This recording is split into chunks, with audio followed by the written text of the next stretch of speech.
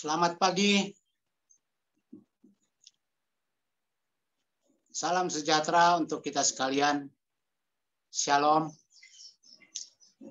Bapak, Ibu, saudara-saudari warga jemaat GKI Getsemani Balikpapan, dimanapun berada, hari ini kita beribadah dalam suasana yang disebut dengan tatanan normal baru atau new normal life di tengah pandemi COVID-19, yaitu tatanan hidup baru di mana terdapat perubahan perilaku dan cara saat menjalankan aktivitas normal. Oleh karena itu, liturgi dan pola pelayanan ibadah hari Minggu ini mengalami perubahan, namun tidak mengurangi substansi dan makna dari peribadatan kita.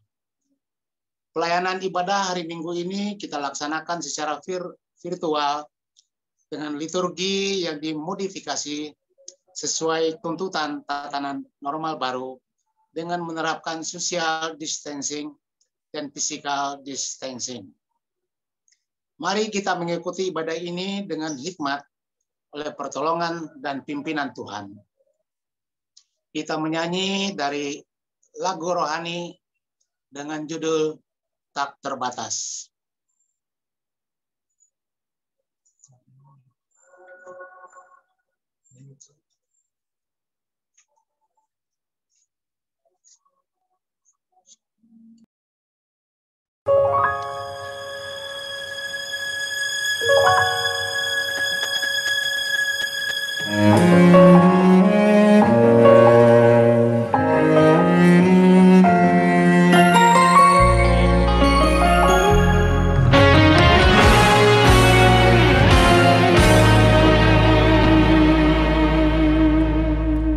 Semusim berlalu, namun kau selalu peliharaku.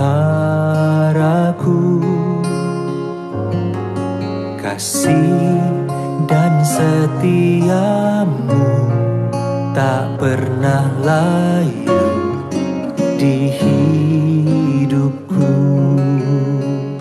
Lebih luas dari samudra, kebaikanmu Bapa takkan habis di hidupku.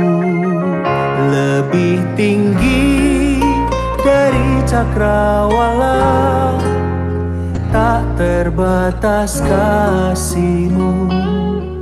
Sungguh ku bersyukur.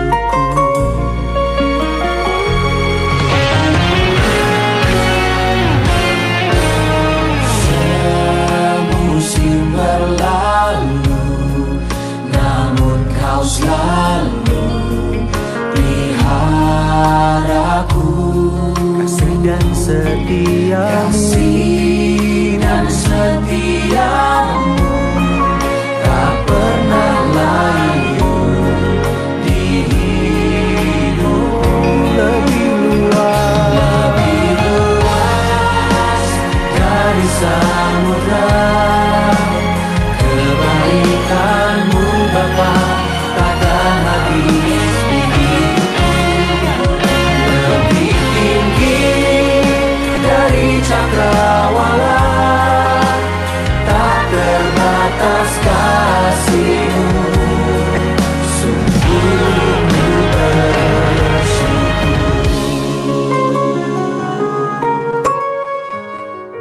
Sungguh kasih setia Tuhan tidak terbatas. Kuasa-Mu selalu ada dalam hidup kami. Oh, terima kasih Tuhan.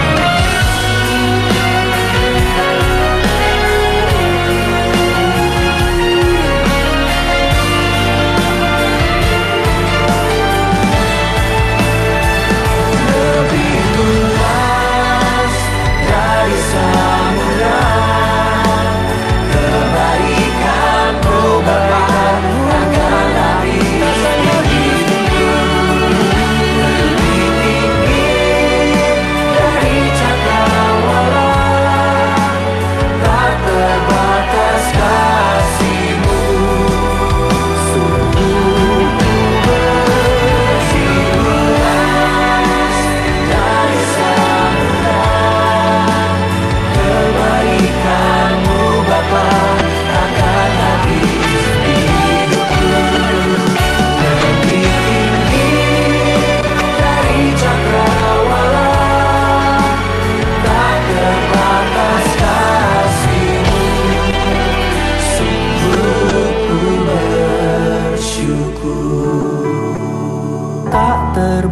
belas kasih-Mu, sungguh ku bersyukur.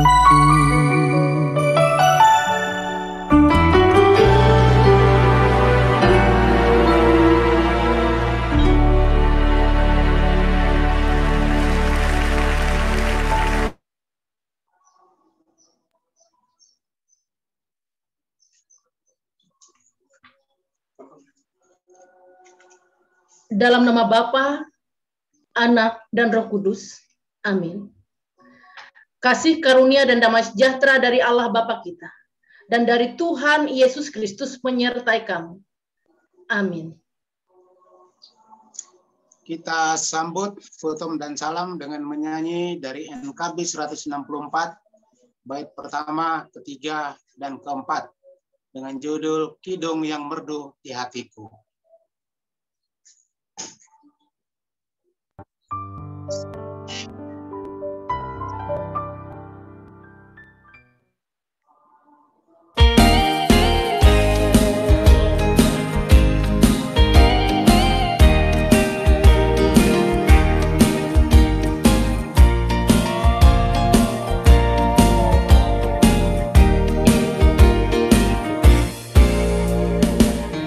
Yang merdu di hatiku, Yesus membisikkannya. Jangan takut, ku bersamamu dalam kancah dunia. Yesus, nama Yesus, indah dan merdu, memberikan kidung yang mengisi hidupku. Riang atas limpah rahmat-Nya, dalam kasih-Nya teduh, sambil terus memandang wajah-Nya, ku nyanyikan kidungku. Yesus, nama Yesus, indah dan merdu, memberikan kidung yang mengisi hidupku.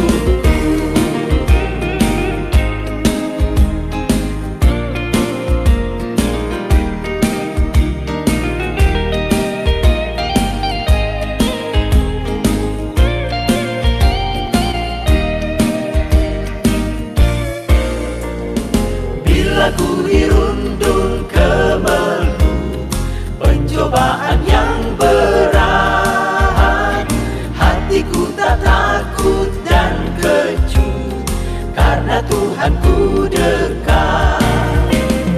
Yesus, nama Yesus, indah dan merdu, memberikan kidung yang mengisi hidupku. Yesus, nama Yesus, indah dan merdu, memberikan kidung yang mengisi hidupku, yang mengisi hidupku, yang mengisi hidupku.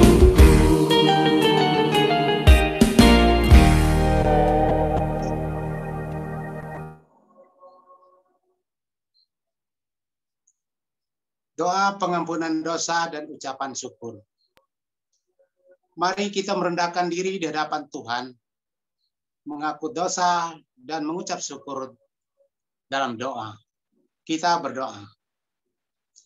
Kami mengaku di hadapan-Mu ya Tuhan, bahwa kami sering berbuat dosa terhadap Engkau, terhadap sesama kami, terhadap alam, dan seluruh ciptaan-Mu.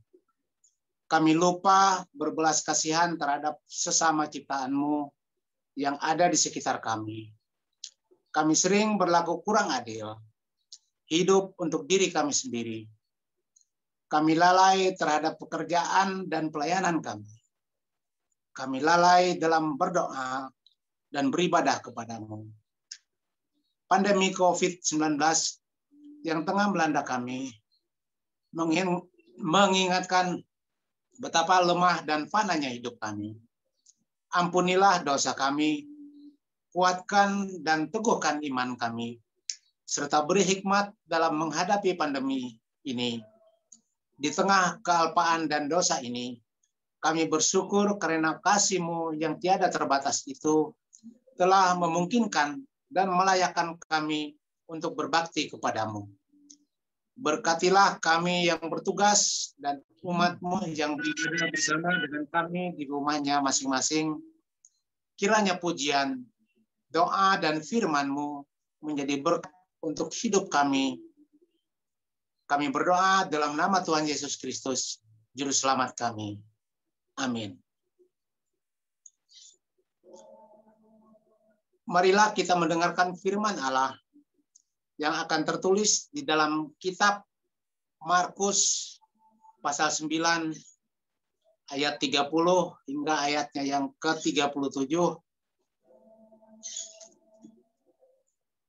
dengan perikop pemberitahuan kedua tentang penderitaan Yesus dan perikop yang kedua, siapa yang terbesar di antara para murid. Yesus dan murid-muridnya berangkat dari situ dan melewati Galilea. Dan Yesus tidak mau hal itu diketahui orang. Sebab ia sedang mengajar murid-muridnya. Ia berkata kepada mereka, Anak manusia akan diserahkan ke dalam tangan manusia, dan mereka akan membunuh dia. Dan 3 hari sesudah ia dibunuh, ia akan bangkit. Mereka tidak mengerti perkataan itu, namun segan menanyakannya kepadanya. Kemudian tibalah Yesus dan murid-muridnya di Kapernaum. Ketika Yesus sudah di rumah, ia bertanya kepada murid-muridnya, apa yang kamu perbincangkan tadi di tengah jalan? Tetapi mereka diam. Sebab di tengah jalan tadi, mereka mempertengkarkan siapa yang terbesar di antara mereka. Lalu Yesus duduk dan memanggil ke-12 murid itu. Katanya kepada mereka, jika seseorang ingin menjadi yang terdahulu, hendaklah ia menjadi yang terakhir dari semua dan pelayan dari semuanya. Maka Yesus mengambil seorang anak kecil dan menempatkannya di tengah-tengah mereka. Kemudian ia memeluk anak itu dan berkata kepada mereka, barang siapa menyambut seorang anak seperti ini dalam namaku, ia menyambut aku. Dan barang siapa menyambut aku, bukan aku yang disambutnya, tetapi dia yang mengutus aku. Yang berbahagia ialah mereka yang mendengarkan firman Allah dan memeliharanya. Kita sambut pembacaan Alkitab dengan memuji Tuhan dari NKB 73, bait pertama dan baitnya yang kedua. Dengan judul Kasih Tuhanku Lembut.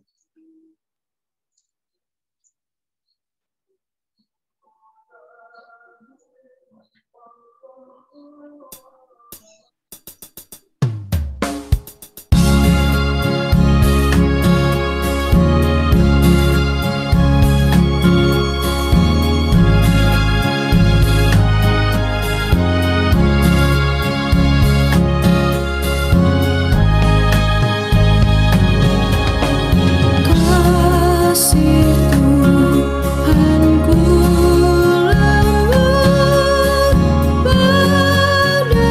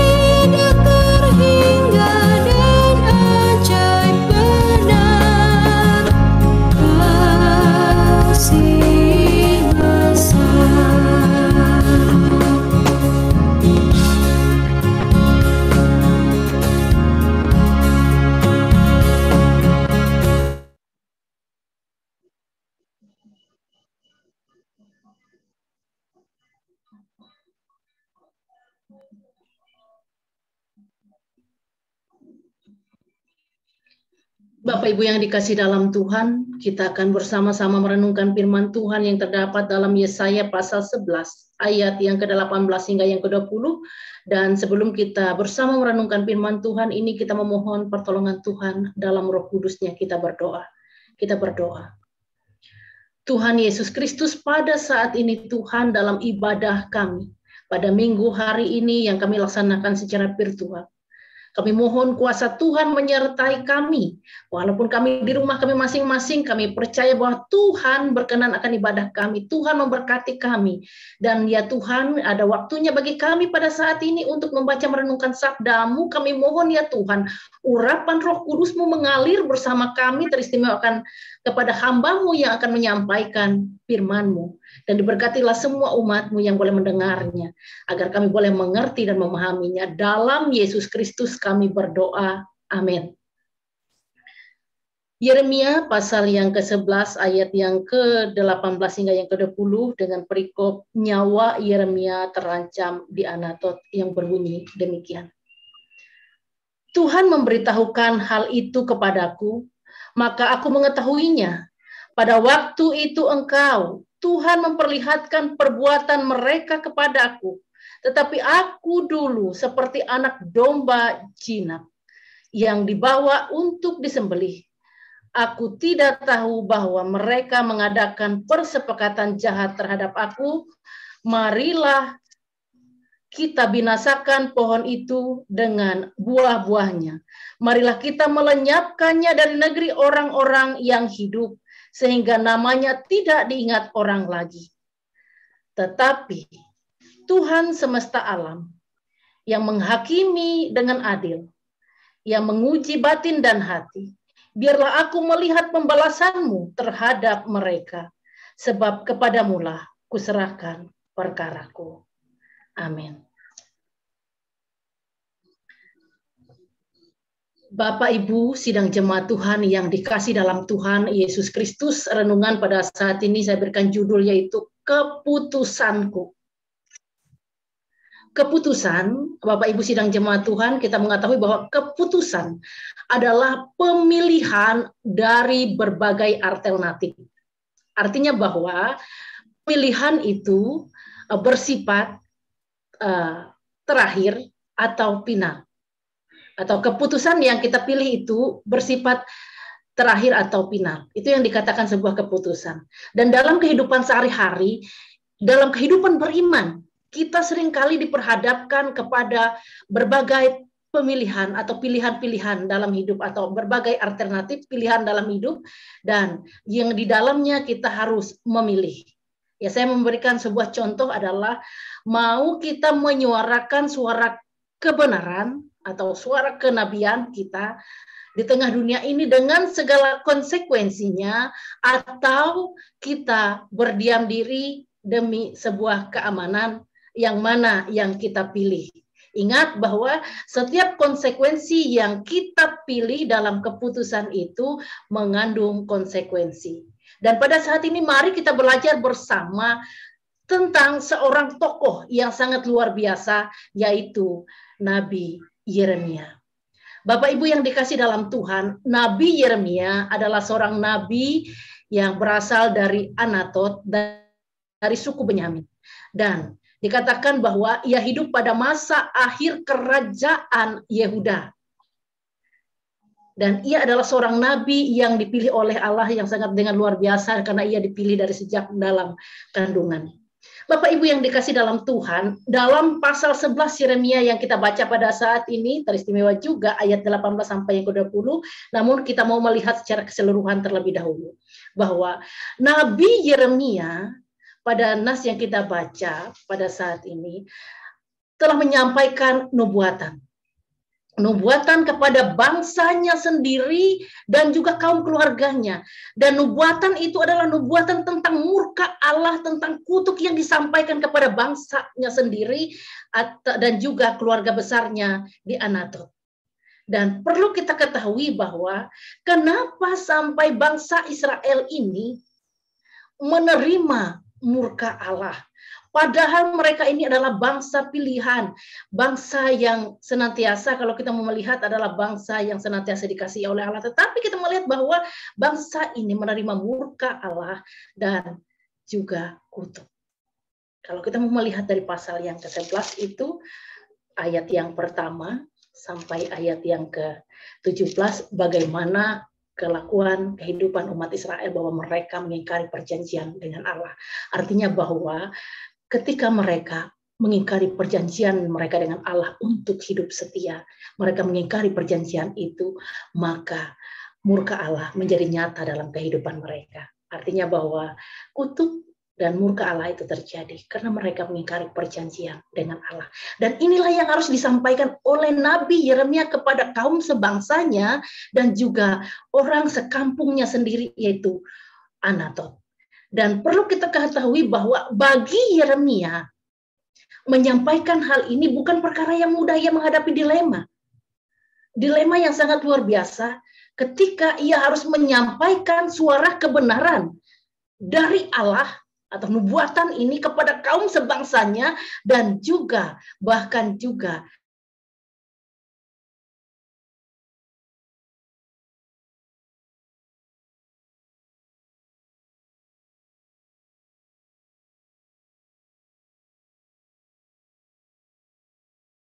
sangat menarik dalam kehidupan manusia, tidak terkecuali bangsa Israel pada zaman dahulu, bahkan kita sekarang pun. Tetapi kalau dikatakan menyampaikan murka Allah, menyampaikan kutuk, itu mengandung konsekuensi.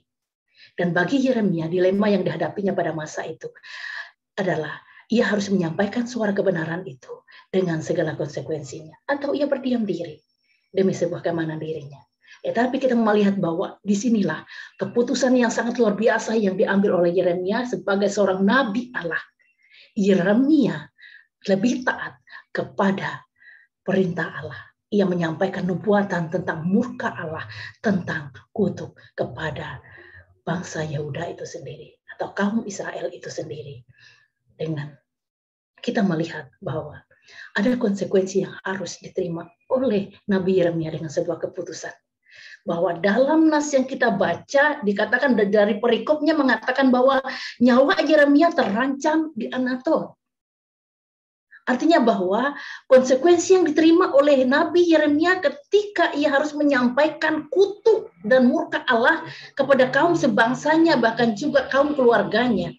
Ia menerima konsekuensi yang sangat luar biasa dari sebuah keputusannya. Bahwa konsekuensi yang harus ia terima adalah kemarahan dari kaum bangsanya. Bahkan juga kebencian dan juga ancaman mau dibunuh. Bukan hanya dia, tetapi juga orang-orang yang mengikutinya, yang masih mau mendengarkan suara Tuhan melalui Nabi Yeremia juga mendapat ancaman yang sama. Kalau kita melihat apa yang diungkapkan oleh Yeremia dalam nas ini, ia mengatakan bahwa ayat yang ke-19, tetapi aku dulu seperti anak domba jinak yang dibawa untuk disembelih.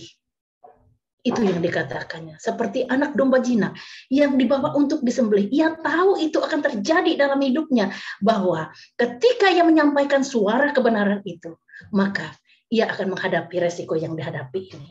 Dan bukan hanya dia, dikatakan juga, aku tidak tahu bahwa mereka mengadakan persepakatan jahat terhadap aku, marilah kita binasakan pohon itu dengan buah-buahnya. Marilah kita melenyapkannya dari negeri orang-orang yang hidup, sehingga namanya tidak diingat orang lagi. Artinya bahwa bukan hanya Yeremia, tetapi orang-orang yang setia mendengarkan pengajaran dari Nabi Yeremia ini juga menerima hal yang sama. Yeremia dan juga orang-orang yang masih setia kepada Allah pada saat itu menerima hal yang sama. Bapak Ibu yang dikasih dalam Tuhan, sebagai seorang nabi yang tahu akan segala resikonya, Nabi Yeremia pada saat itu yang pertama ia tetap mengambil sebuah keputusan, tetap menyuarakan suara kebenaran itu kepada kaum sebangsanya dengan segala konsekuensinya. Dan hal yang menarik adalah ketika ia menerima ancaman, ia menerima apa yang dikatakan di situ, kemarahan, kebencian dari kaum sebangsanya, ia tidak minta tolong kepada manusia. Ia tidak minta tolong kepada manusia. Dalam ayat yang ke-20 di situ sangat nyata jelas menyatakan kepada kita bahwa ia menyerahkan segala perkara yang ia alami hanya kepada Tuhan semesta alam semata. Dan perlu kita ketahui sebagai seorang manusia juga Yeremia mengalami apa yang dikatakan ketakutan dan kekhawatiran ketika diperhadapkan hal itu kepadanya. Namun ia menyerahkan segala perkara ketakutan dan kekhawatirannya itu hanya kepada Allah semata. Dan ia mempercayakan hidupnya hanya kepada Allah sang pemilik kehidupan. Dan terlihat jelas kalau kita membaca lanjutan dari nas ini ayat 21 sampai yang ke-23 bagaimana jawaban Allah di situ kepada keluhan atau suara Yeremia yang disampaikannya kepada Allah ketika ia menyerahkan segala ketakutan dan kekhawatirannya kepada Allah. Bapak Ibu yang dikasih dalam Tuhan Yesus Kristus, dari sini kita melihat bahwa menjadi seorang nabi yang menyampaikan suara kebenaran itu, kita melihat harus berhadapan dengan konsekuensi. Konsekuensi yaitu penolakan, kemarahan, dibenci, bahkan ancaman untuk dibunuh, bahkan dibunuh. Dan kita mengetahui bahwa telah banyak nabi-nabi dalam perjanjian lama yang mengalami hal yang demikian. Hal ini tidaklah mengherankan bagi kita ketika kita menyampaikan suara kebenaran. Kenapa? Kita harus berani menyampaikan suara kebenaran. Kenapa dunia menolak itu? Karena dunia suka kepada ketidakbenaran. Dan hal ini pula yang kita ketahui, yang kita sadari bersama, dan yang dialami oleh Tuhan kita sendiri, yaitu Yesus Kristus dalam pelayanannya ke tengah dunia ini. Bahwa ia pun harus mengalami penolakan, kebencian oleh orang-orang yang tidak menyukainya. Bahkan bukan hanya ditolak, bukan hanya dibenci, tetapi juga sampai dibunuh. Bukankah dalam perikop dalam perjanjian baru tadi kita mendengar dalam pembacaan Alkitab, Yesus memberitahukan penderitaan yang akan ia hadapi. Yesus juga sudah menyatakan dalam firman-Nya ketika ia melayani, pada masa ia melayani, ia mengatakan bahwa anak manusia itu harus menderita, mati, tetapi bangkit pada hari yang ketiga.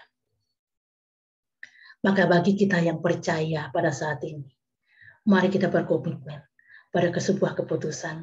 Ketika kita mau mengikuti Yesus, maka biarlah keputusan itu menjadi keputusan yang final dalam hidup kita.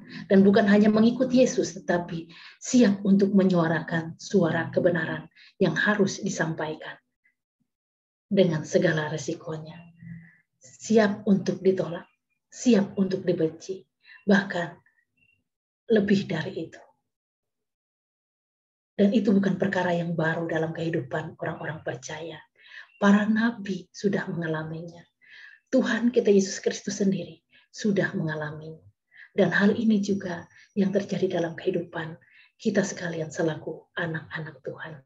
Bahwa ketika kita menjadi orang percaya di tengah-tengah dunia ini, kita harus menghadapi apa yang dikatakan penolakan, kebencian, bahkan juga ancaman, bahkan juga sampai kehilangan nyawa.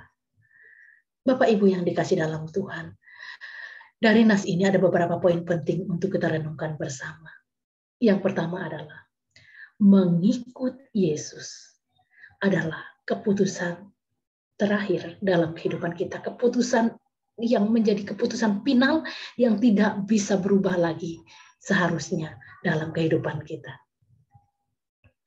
Dan menyuarakan suara kebenaran Allah merupakan juga keputusan final dalam kehidupan kita yang seharusnya juga tidak boleh berubah. Karena itu, mengikuti Yesus dan menyuarakan suara kebenaran adalah menjadi keputusan yang menjadi final dalam kehidupan kita. Yang kedua adalah dalam menyuarakan suara kenabian atau suara kebenaran ini kepada khalayak atau kepada dunia atau juga kepada sesama orang yang dikatakan orang percaya atau sama-sama pengikut Tuhan, sebenarnya itu tidak mudah. Karena kenapa? Tidaklah selalu bisa diterima dengan sukacita. Tidaklah selalu bisa diterima dengan lapang dada. Ada kalanya yang disampaikan atau suara kebenabian atau suara kebenaran yang kita sampaikan itu ada kalanya juga ditentang. Baik oleh mungkin sesama umat Tuhan, bahkan juga oleh dunia. Itu yang dialami oleh para nabi, bahkan oleh Yesus, bahkan juga para rasul, bahkan juga setiap pemberita atau pembawa suara kebenaran ini. Mereka bisa mengalami penolakan, dibenci, atau diancam. Dan telah banyak martir-martir Kristus yang syahid karena keputusannya untuk menyuarakan suara kebenaran, karena keputusannya untuk setia kepada Yesus. Saya mengambil contoh seseorang yang mungkin kita kenal dengan lagunya yang sangat luar biasa, dan mungkin kita tidak tahu banyak tentang siapa dia, dari seorang penulis lagu yang mengatakan, mengikuti Yesus keputusanku. Di India, di wilayah Assam, pada tahun 1800-an ke atas, ada sebuah keluarga yang bernama keluarga Nokseng menerima Yesus sebagai Tuhan dan Juru Selamatnya dari penginjilan para misionaris dari Inggris pada waktu itu. Dia adalah orang-orang asli atau penduduk asli yang menerima Kristus di wilayah Assam pada saat itu, Assam di India. Dan bukan perkara mudah untuk menginjili orang-orang yang ada di wilayah itu pada masa itu, karena tradisinya hampir sama juga dengan wilayah-wilayah yang lain, khususnya Kalimantan, yang di mana mereka juga sering mengalami perang suku, bahkan juga pertumpahan darah. Dan pada masa itu, keluarga Nokseng ini percaya menerima Kristus sebagai Tuhan dan Juru Selamatnya. Dia memiliki 2 orang anak. Ketika kepala suku dan juga kaum keluarga atau orang-orang yang ada di perkampungan itu mendengar bahwa dia menerima Kristus, dia diarak dan dibawa untuk diadili di depan persidangan suku. Dan kepadanya diberikan sebuah pilihan, menyangkal Yesus dengan diberi kehidupan atau dibunuh. Pada saat yang pertama, anaknya dibunuh. Kedua anaknya langsung dibunuh pada saat itu.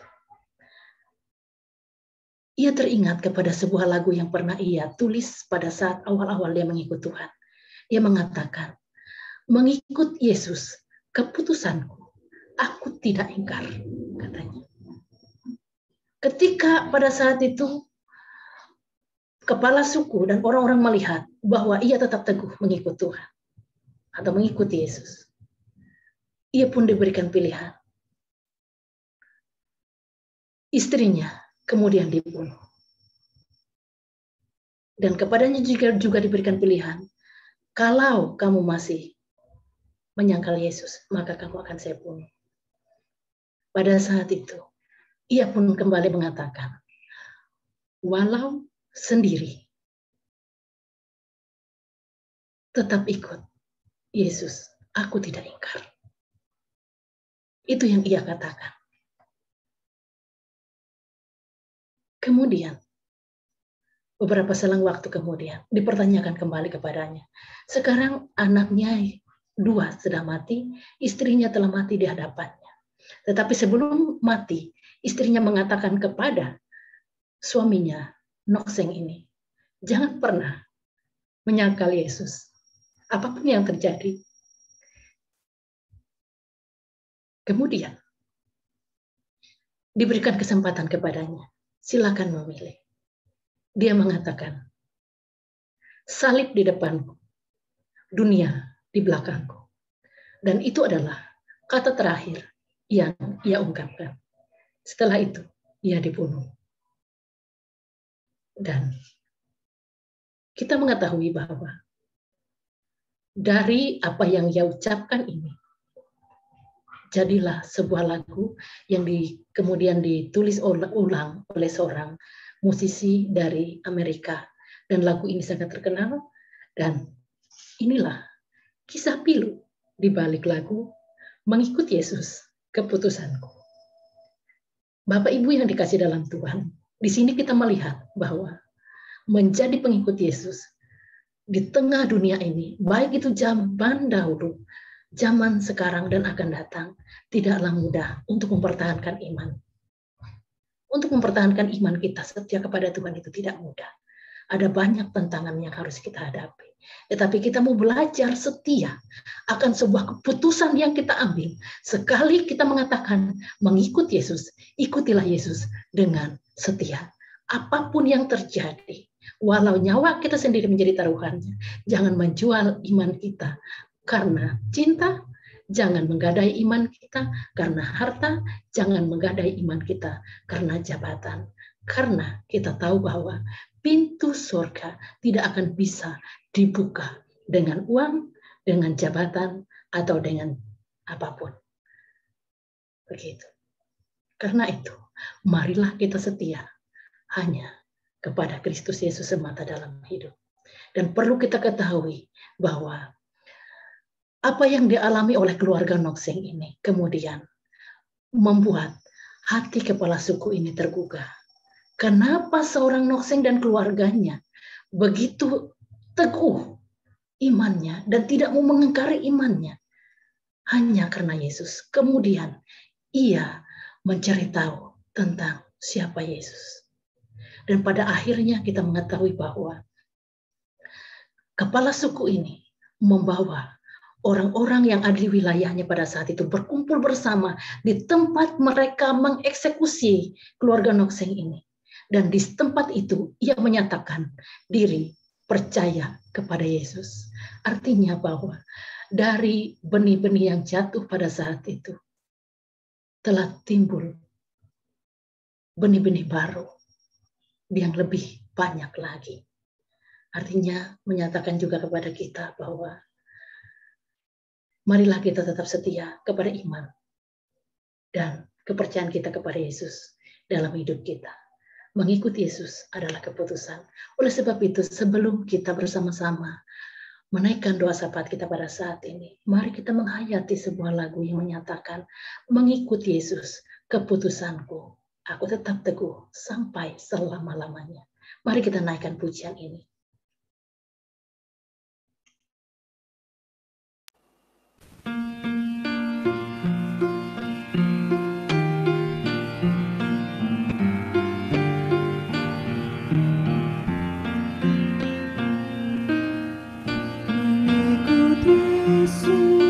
Keputusanku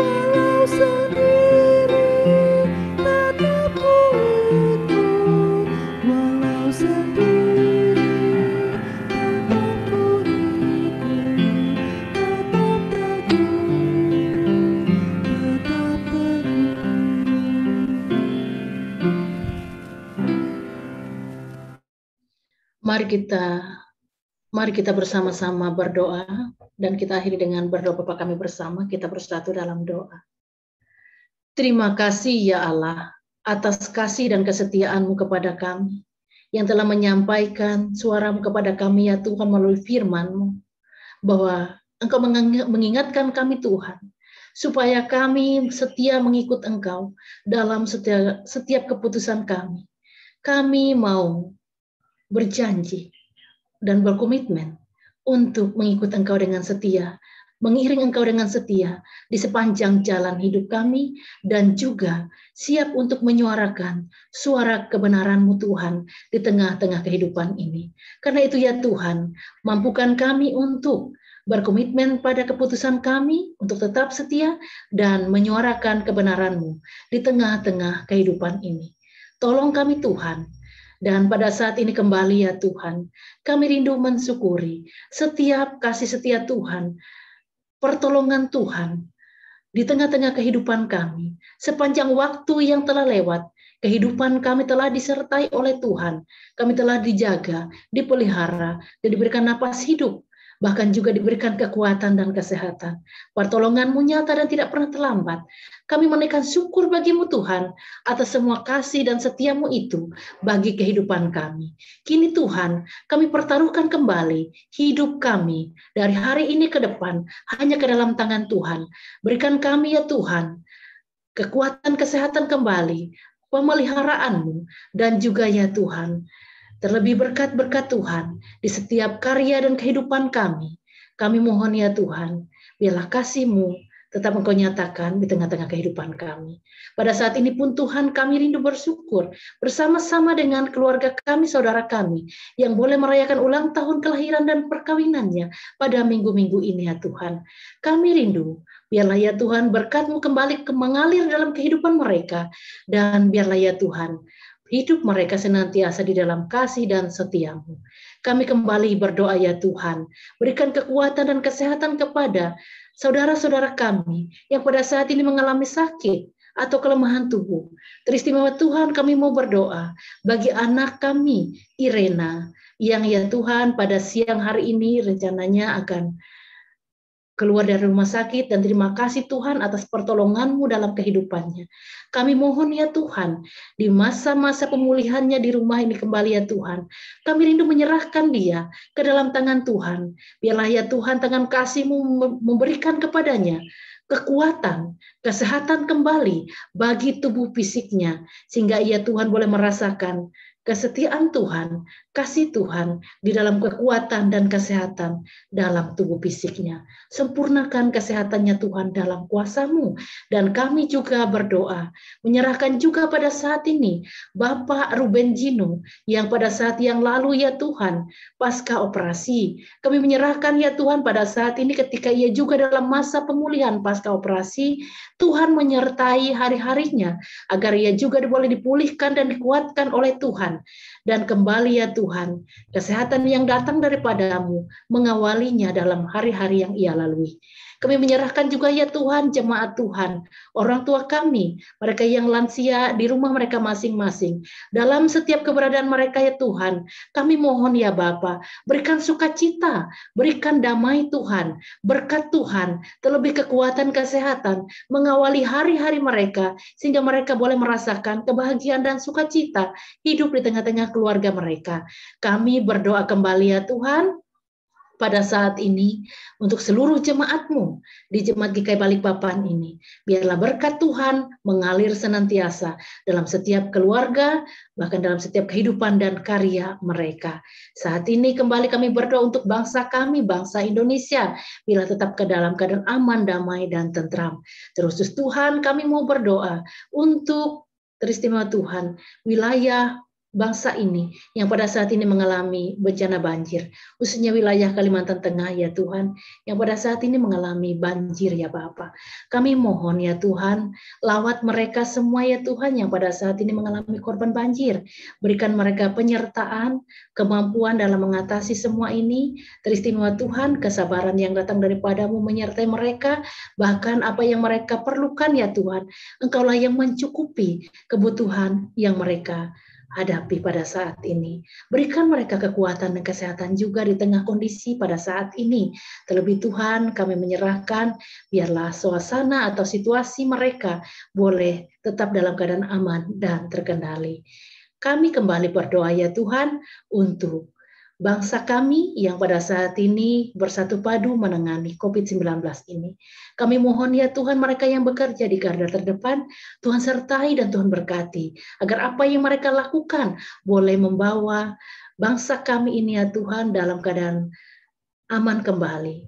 Dan kami juga berdoa, biarlah berkat Tuhan menyertai mereka. Terlebih Tuhan, apa yang mereka lakukan untuk bangsa kami ini, boleh Tuhan berkati. Sehingga Tuhan, kami berdoa juga bahwa segala bencana COVID-19 yang terjadi pada saat ini, biarlah dalam kuasa-Mu Tuhan, boleh dihancurkan atau boleh pupus. Sehingga Tuhan, kami berdoa, biarlah keadaan dunia ini, termasuk wilayah kami Indonesia, boleh dalam keadaan aman kembali ya Tuhan, dijauhkan dari bencana ini. Dan kami mohon ya Tuhan, penyertaan-Mu menyertai bangsa kami, pemulihan-Mu menyertai bangsa kami, berkat-Mu menyertai bangsa kami, sehingga bangsa kami menjadi bangsa yang dipulihkan, bangsa kami menjadi bangsa yang diberkati, termasuk wilayah kami ya Tuhan, wilayah kami Kota Balikpapan menjadi kota yang diberkati oleh Tuhan. Kami serahkan ya Tuhan hanya kepada-Mu semata. Ada banyak seru doa kami ya Tuhan yang tidak mampu kami ucapkan pada saat ini. Namun semuanya Tuhan, kami serahkan kepada-Mu. Dan biarlah syafaat kami serahkan dalam nama Yesus yang mengajarkan kami berdoa Bapa kami. Bapa kami yang ada di surga, dikuduskanlah nama-Mu, datanglah kerajaan-Mu, jadilah kehendak-Mu di bumi seperti di surga. Berikanlah kami pada hari ini makanan kami yang secukupnya, dan ampunilah kami akan kesalahan kami, seperti kami juga mengampuni orang yang bersalah kepada kami. Dan janganlah membawa kami ke dalam pencobaan, tetapi lepaskanlah kami daripada yang jahat, karena Engkau yang punya kerajaan, kuasa, dan kemuliaan sampai selama-lamanya. Amin.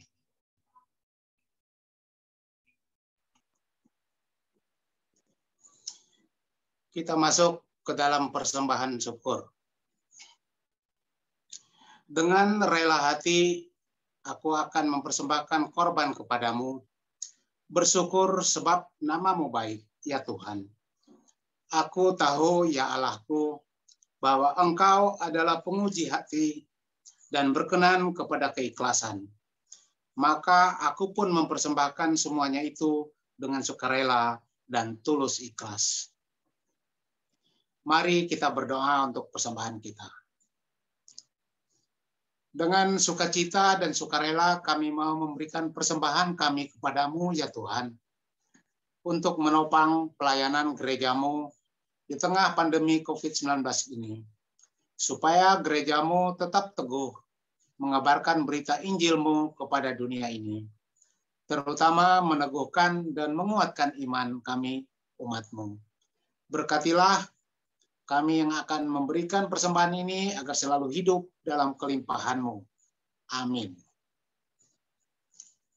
Mari kita memberi persembahan kita dengan keyakinan bahwa Allah akan melipat gandakan sukacita dan berkat-Nya kepada kita dengan diiringi dengan menyanyi dari Kidung Jemaat 363, bait pertama hingga baitnya yang ketiga. Bagi Yesus kuserahkan.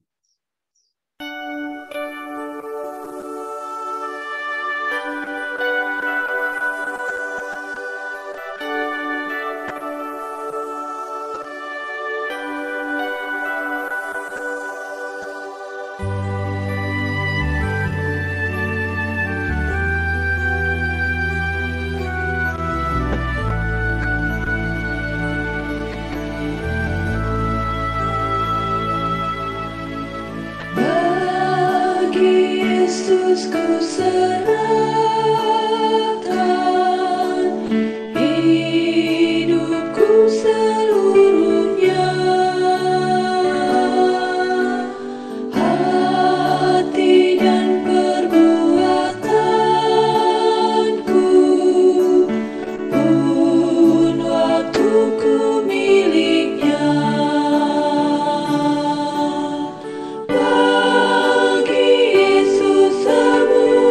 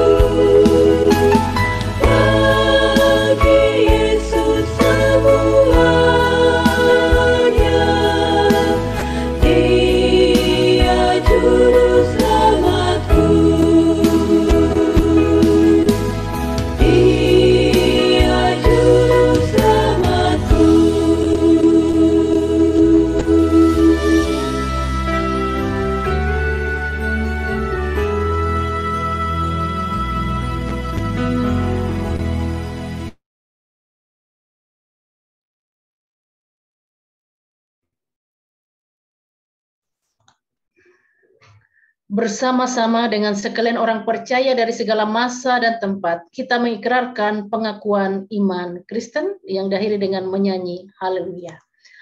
Aku percaya kepada Allah, Bapa yang Maha Kuasa, Khalik langit dan bumi, dan kepada Yesus Kristus, anaknya yang tunggal Tuhan kita, yang dikandung daripada Roh Kudus, lahir dari anak darah Maria, yang menderita di bawah pemerintahan Pontius Pilatus, disalibkan, mati dan dikuburkan, turun ke dalam kerajaan maut. Pada hari yang ketiga, bangkit pula dari antara orang mati, naik ke surga, duduk di sebelah kanan Allah Bapa yang Maha Kuasa, dan akan datang dari sana untuk menghakimi orang yang hidup dan yang mati. Aku percaya kepada Roh Kudus, gereja yang kudus dan am, persekutuan orang kudus, pengampunan dosa, kebangkitan daging, dan hidup yang kekal. Haleluya.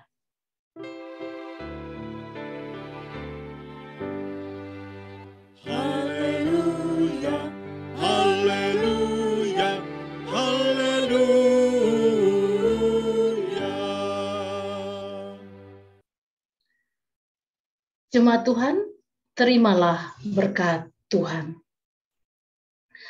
Tuhan memberkati engkau dan melindungi engkau. Tuhan menyinari engkau dengan wajah-Nya dan memberi engkau kasih karunia. Tuhan menghadapkan wajah-Nya kepadamu dan memberi engkau damai sejahtera. Amin.